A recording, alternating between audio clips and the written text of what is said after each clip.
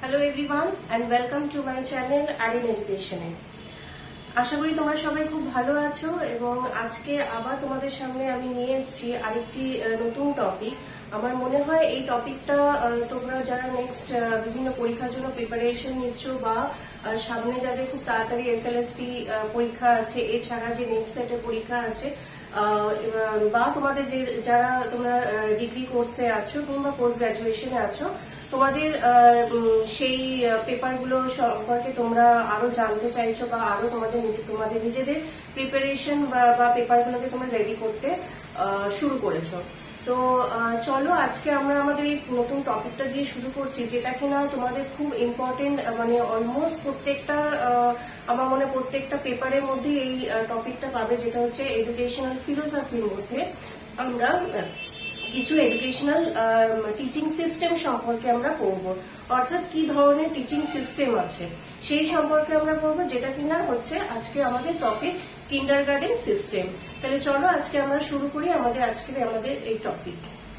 Kindergarten system এই পদ্ধতি বা এই টিচিং সিস্টেমের যে মূল প্রতিষ্ঠাতা বা এই শিক্ষা দর্শনের যে মূল প্রতিষ্ঠাতা সেটা হলেন, আমরা জানি হচ্ছেন ফ্রয়েডেল, যিনি হচ্ছেন জার্মান শিক্ষাবিদ।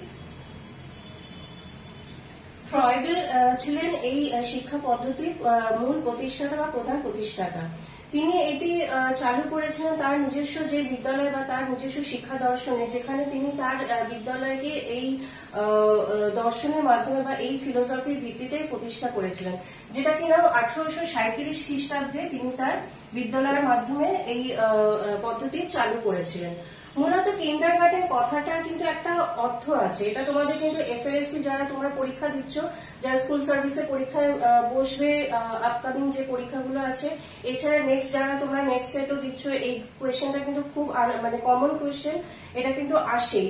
ইভেন তোমরা যারা সেমিস্টারে যারা পরীক্ষা দিচ্ছ কিংবা 11-12 যারা আছো, যারা সবে এডুকেশন অ্যাজ আ সাবজেক্ট হিসেবে পড়তে শুরু করেছো, তোমাদের এটা বেস কিন্তু এখান থেকেই শুরু।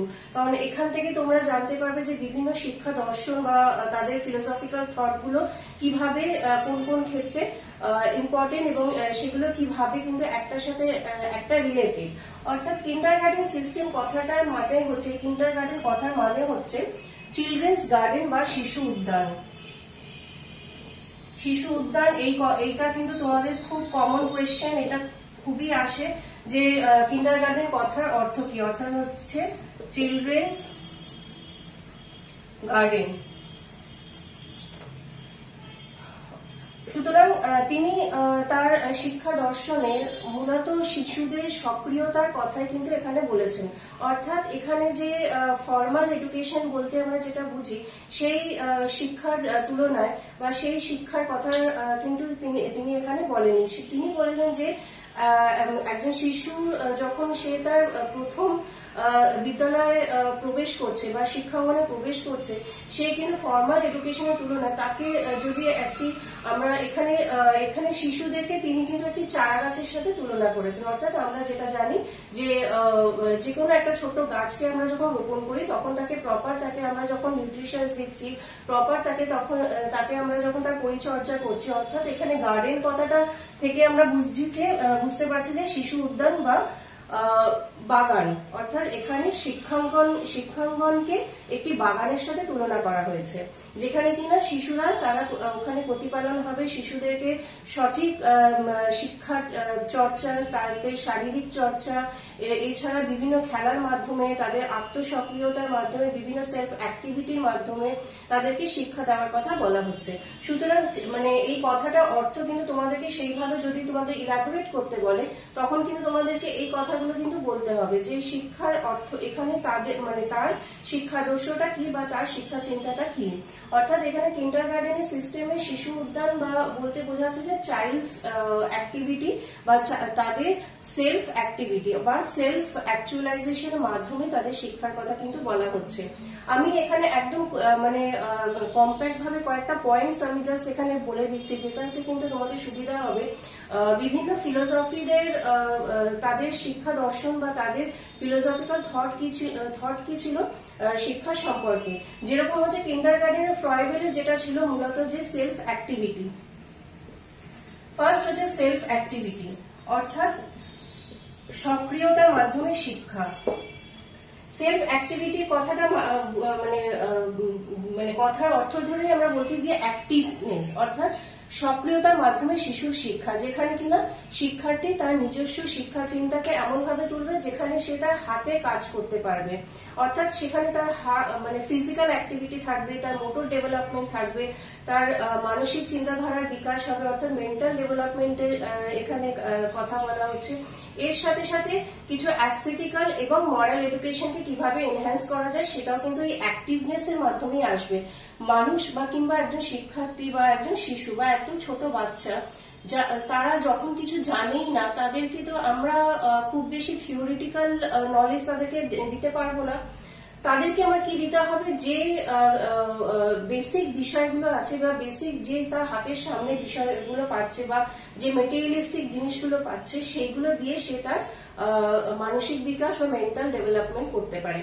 যেটা কিনা আমরা জানি যে একদমই যারা কিন্ডার গার্ডেনে আমরা বা প্লে স্কুলে যেটা দেখি যে একদম ছোট ছোট বাচ্চাদের, মোটামুটি 3 থেকে 6 বছরের বাচ্চাদের মধ্যে এই প্লে স্কুলের কনসেপ্টটা আজও আছে এবং সেই সময় থেকে কিন্তু এটা চলে আসছে এবং এটা পরবর্তীকালে পুরো বিশ্বে কিন্তু এই প্লে স্কুল বা এই খেলাভিত্তিক শিক্ষা বা এই কিন্ডার গার্ডেন মন্টেসরি লেভেলের এই বেসিক এডুকেশনের ব্যাপারটা কিন্তু চালু হয়েছিল, যেখানে কিন্তু আজও আমরা জানি যে 3 থেকে 6 বছরের বাচ্চাদের মধ্যে একটা প্লে ওয়ে এডুকেশনের মাধ্যমে তাদেরকে খেলার কথা বা তাদেরকে শিক্ষা দেওয়ার কথা বলা হচ্ছে। তারই মধ্যে একটা পয়েন্ট কি হচ্ছে না, সেলফ অ্যাক্টিভিটি। নেক্সট কি যেটা আসছে, ইউজেস অফ সেন্স অর্গান বা সেন্স অ্যাওয়ারনেস বা সেন্স বলতে পারো এটা অ্যাক্টিভিটি, যেখানে বলা হচ্ছে যে শিশু যখন কোনো কিছু শিখবে সেখানে যাতে তার সেন্স অর্গান, অর্থাৎ আমরা যেটা জানি যে আমাদের যে 5 সেন্স অর্গানস আছে, অর্থাৎ ইন্দ্রিয় পরিমার্জনের দ্বারা বা ইন্দ্রিয়জাত বিষয়কে ব্যবহার করে তার সাহায্যে শিক্ষা গ্রহণ করা, অর্থাৎ এখানে সেন্স অ্যাওয়ারনেস এর মাধ্যমে বা সেন্স অর্গানস এর মাধ্যমে আমরা বিভিন্ন তাকে ট্রেনিং দিতে পারি, বিভিন্ন বিষয় সম্পর্কে তাদেরকে মানে বোঝাতে পারি বিভিন্ন বিষয় সম্পর্কে। সেখানে কোনো গান শুনিয়ে হোক, অর্থাৎ হচ্ছে কোনো সং হতে পারে, এছাড়া কোনো নান্দনিক কোনো বিষয়বস্তু বা কোনো বিষয়কে তাদের চোখের সামনে তুলে ধরা, বিভিন্ন নাটকের মাধ্যমে বা কোনো প্লের মাধ্যমে, এছাড়া হচ্ছে কোনো রং বা তুলি ইউজ করা, অর্থাৎ হচ্ছে বিভিন্ন কালারফুল বিষয়গুলোকে তাদের সামনে তুলে ধরা, যেটা আমরা জানি যে বিভিন্ন এখনকার যে প্লে স্কুলগুলো আছে বা মন্টেসরি সিস্টেম অফ এডুকেশনে কি হয়, বিভিন্ন কালার দিয়ে ফ্ল্যাশ কার্ড তৈরি করে তাদেরকে বিষয়গুলোকে উপস্থাপন করা হয় যাতে তারা খুব সহজে বিষয়গুলোকে আইডেন্টিফাই করতে পারে। সেটা নাম্বার হতে পারে, কোনো সংখ্যা অর্থাৎ মানে সংখ্যা ভিত্তিক কোনো বস্তু হতে পারে, এছাড়া অবজেক্ট হতে পারে, কোনো মেটেরিয়ালিস্টিক বস্তু হতে পারে, কালার্স হতে পারে, শেপ অ্যান্ড সাইজ হতে পারে। সুতরাং এই প্রত্যেকটা অর্থাৎ তাদের আকৃতিগত গঠন কি কি, কোন বিষয় কিভাবে হয় সেই বিষয় খুব সহজে তাদেরকে বোঝানোর জন্য, তাদেরকে চিহ্নিত করার জন্য এই বিষয়গুলো কিন্তু কাজ করা হয়।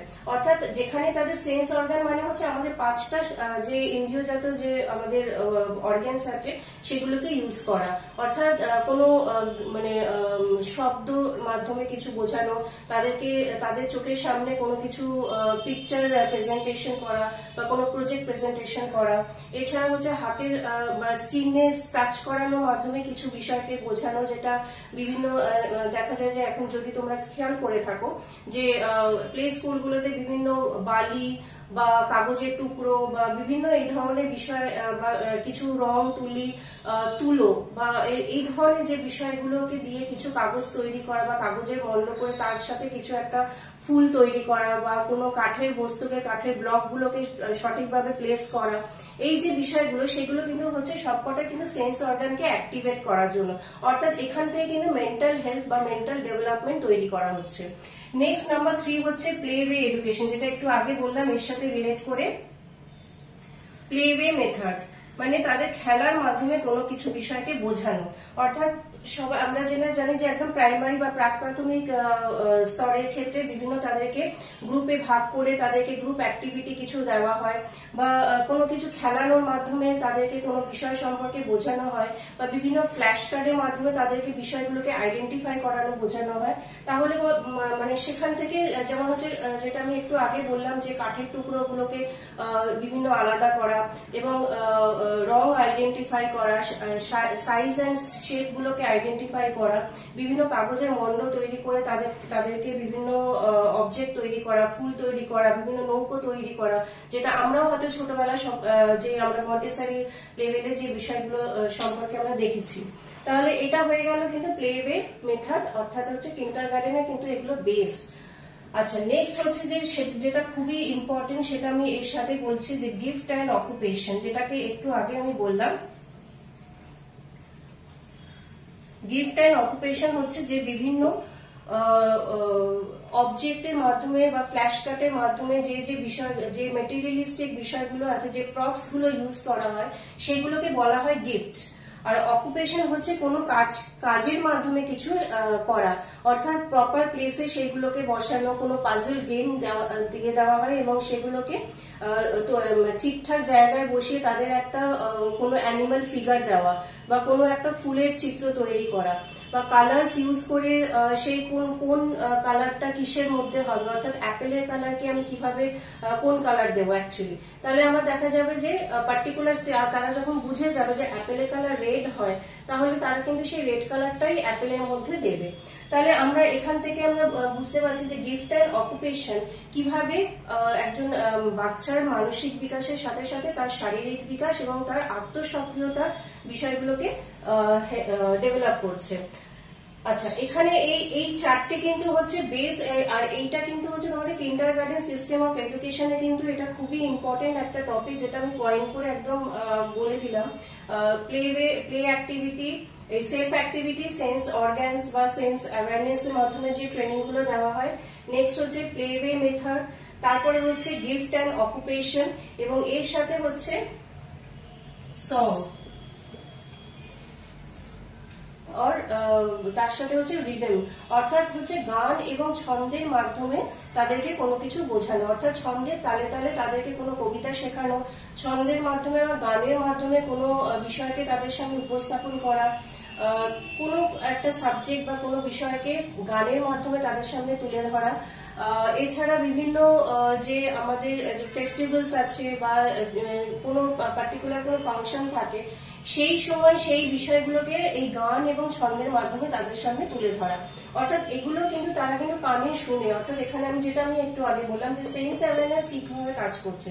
সেন্স অ্যাওয়ারনেস এর মাধ্যমে কিন্তু আমি কানে শুনে, কানে শোনার মাধ্যমে অর্থাৎ শ্রবণের মাধ্যমে আমরা যে বিষয়গুলোকে জানছি এবং বুঝছি। এবং তার সাথে আরেকটা হচ্ছে নাম্বার 6, আমি এখানে লিখে দিলাম নেচার স্টাডি। নেচার স্টাডি অর্থাৎ হচ্ছে প্রাকৃতিক পরিবেশের সাথে কোনো কিছু বোঝা বা শেখা, অর্থাৎ এখানে মানে আমার ক্লাসরুমের বাইরে পরিবেশ, যেটাকে আমরা বলছি যে বিশ্ব ব্রহ্মাণ্ড বা প্রাকৃতিক পরিবেশ বা নেচার বা এনভায়রনমেন্টের সাথে আমি কিভাবে রিলেট করছি।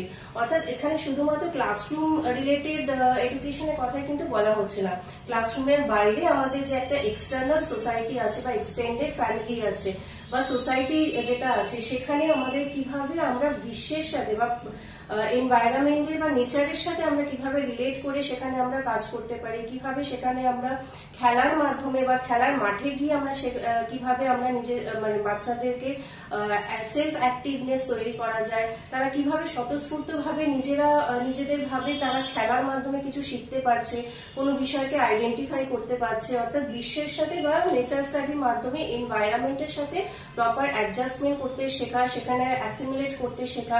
এই যে তাদেরকে যে অ্যাডজাস্টমেন্ট যে বিষয়টা, সেটাও কিন্তু একটা এডুকেশনেরই একটা সিস্টেম বা ওয়ে অফ টিচিং মেথডের একটা সিস্টেম। সুতরাং আমরা কিন্ডারগার্টেন সিস্টেম বলতে কিন্তু ফ্রয়েডের, বিশেষ করে যদি দেখো তোমাদের কোয়েশ্চেনের মধ্যে ফ্রয়েডের রিলেটেড বা ফ্রয়েডের সংক্রান্ত যে বিষয়গুলো এসছে বা কোয়েশ্চেন যেখানে থাকে, সেখানে কিন্তু টিচিং সিস্টেমের মূল বিষয়গুলো কিন্তু হচ্ছে এইগুলো। সুতরাং আমার মনে হয় আমি এই জিনিসটা খুব কম্প্যাক্ট ভাবে তোমাদেরকে বুঝিয়ে দিলাম।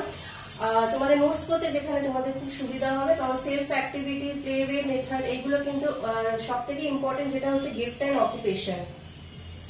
এটা কিন্তু হচ্ছে তোমার কিন্ডারগার্টেনের ফ্রয়বেলির টিচিং সিস্টেমে কিন্তু main part, gift and occupation. আমার যখন তোমাদের দেখবে অনেক সময় ম্যাচিং টাইপের কোয়েশ্চেন আসে, বা যারা এমসিকিউতে যদি দেখো, তাহলে কিন্তু এই গিফট অ্যান্ড অকুপেশন কিন্তু এই ফ্রয়বেলের কিন্ডারগার্টেন সিস্টেম। অনেকে আছে মন্টেসারির সাথে এই ব্যাপারটাকে গুলিয়ে ফেলো। মন্টেসারি সিস্টেমটা জিনিসটা একই, বাট একটু ডিফারেন্ট আছে। সেটা আমি নেক্সট আমার যে ভিডিও আসবে আমি সেদিনকে মন্টেসারি সিস্টেম অফ এডুকেশন সম্পর্কে এইভাবে তোমাদেরকে একটা কম্প্যাক্ট একটা জিনিসটা আমি বলার চেষ্টা করবো। তো আশা করি, আমার মনে হয় এই ভিডিওটা তোমাদের হেল্পফুল হবে, যারা তোমরা খুব মানে সামনেই পরীক্ষা জন্য প্রিপারেশন নিচ্ছ, বা SLST খুব তাড়াতাড়ি সামনে আসছে। এই পেপারগুলো রেডি করতে থাকো, এবং আমার মনে হয় এই পেপার থেকে তোমরা কিছু না কিছু কমন পাবে। এই পেপারগুলো খুবই ইম্পর্টেন্ট। এর আগে আমি বলেছি যে কিছু ফিলোসফিক্যাল পার্টেরও আমি অলরেডি কিছু টপিক আমার চ্যানেলে দেওয়া আছে, সেগুলো তোমরা একটু দেখে রাখতে পারো। আর এই টপিকটা তো অবশ্যই দেখে রাখবে। আর এরপরে এই রিলেটেড, ফিলোসফি রিলেটেড প্রচুর টপিকস আছে, আমি আস্তে আস্তে সেগুলো নিয়ে আসবো। আশা করি তোমাদের এই ভিডিওটা থেকে একটু হলেও হেল্প হবে। আর যদি হেল্পফুল মনে হয় তাহলে অবশ্যই আমাকে জানাবে, এবং কমেন্টে জানাবে তোমাদের আর কোন কোন টপিকে তোমরা জানতে চাইছো, আর কোন কোন টপিকে তোমাদের ভিডিও আনলে তোমাদের সুবিধা হয়, বা এই রিলেটেড আর যদি কোনো কমেন্টস থাকে অবশ্যই আমাকে ফিডব্যাক করে জানাবে। আশা করি তোমাদের ভিডিওটা ভালো লেগেছে। আর ভিডিও যদি ভালো লেগে থাকে তাহলে ভিডিওকে অবশ্যই লাইক, শেয়ার এন্ড সাবস্ক্রাইব করে দিও। আমি আসবো নেক্সট খুব তাড়াতাড়ি তোমাদের নেক্সট ভিডিওর সাথে। So thank you, thanks for watching.